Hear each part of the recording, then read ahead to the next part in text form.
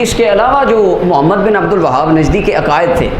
اس کا یہ صفحہ نمبر 54 کے اوپر قال شیخ احمد زینی دہلان، شیخ احمد زینی دہلان فرماتے کان محمد بن عبد الوہاب الذی ابتدع هذه البدعہ، اس نے یہ بدعت نکالی، یہ جمعہ کے لیے مسجد درعیہ میں خطبہ دیتا تھا، وَيَقُولُ فِي كُلِّ خُطْبَةٍ وَمَنْ تَوَسَّلَ بِالنَّبِي فَقَدْ كَفَرَ، ہر خطبے میں کہتا تھا جس نے نبی پاک کا وسیلہ ڈالا وہ پکا کافر ہے۔ اب وسیلہ رسول اللہ نے اپنا اللہ کی بارگاہ میں خود ڈالا، صحابہ کرام نے ڈالا، سرکار نے تعلیم فرمائی، اس نے کہا نہیں نہیں جس نے وسیلہ دے دیا وہ پکا کافر ہو جائے گا، نعوذ باللہ۔ اور اس کے علاوہ وَيَمْنَعُونَ مِنَ الصَّلَاةِ عَلَى النَّبِي صلی اللہ علیہ وسلم، یہ درود پڑھنے سے روکتا تھا۔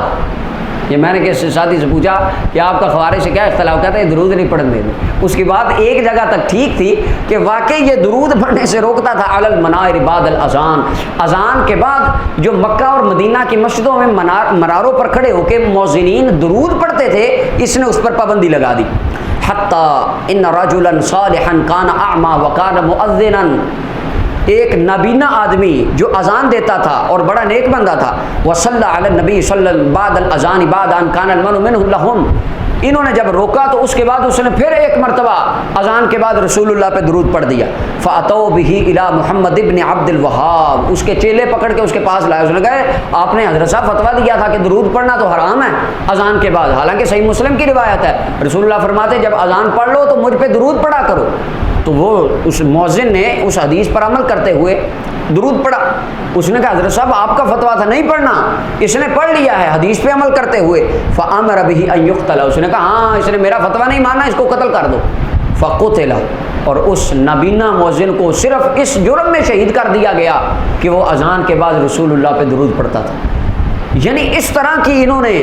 سختی کی امت مصطفیٰ پہ، اور اس کے لیے آپ اگر تفصیل سے پڑھنا چاہیں تو یہ کتاب ہے تاریخ نجد و حجاز، اس کے اندر بڑی تفصیل سے علامہ مفتی عبد القیوم ہزاروی صاحب رحمۃ اللہ علیہ آپ نے اس کے اندر بڑی تفصیل سے اس کی ساری بایوگرافی لکھ دی ہے کہ کیسا تھا اور اس نے کیا کیا کیا۔ اس نے کہا کہ یہ جتنے مسلمان ہیں سارے کافر ہیں، سارے مشرک ہیں، اور اس نے ڈاکوؤں کے ساتھ مل کے مسجد نبی شریف مدینہ پر حملہ کیا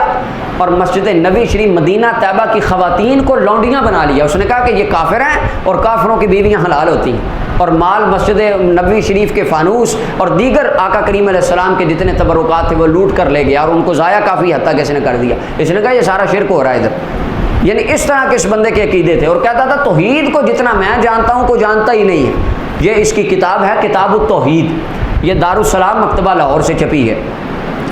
اس کا صفحہ نمبر 20 ہے۔ اس کے اندر توحید کے اوپر گفتگو کرتے ہوئے محمد بن عبد الوہاب نجدی کہتا ہے انبیاء کرام بھی اس کلمہ کی فضیلت جاننے کے محتاج تھے، یعنی لا الہ الا محمد رسول اللہ اس کی فضیلت کا کہتا ہے نبیوں کو بھی نہیں پتا تھا، اس کا تو مجھے پتا ہے، انبیاء بھی محتاج تھے پر مجھے صحیح سمجھ آئی ہے توحید کی، لوگ تو شرک کر رہے ہیں 1200 سال سے۔ یعنی اس طرح کا نعوذ باللہ اس کا نظریہ تھا۔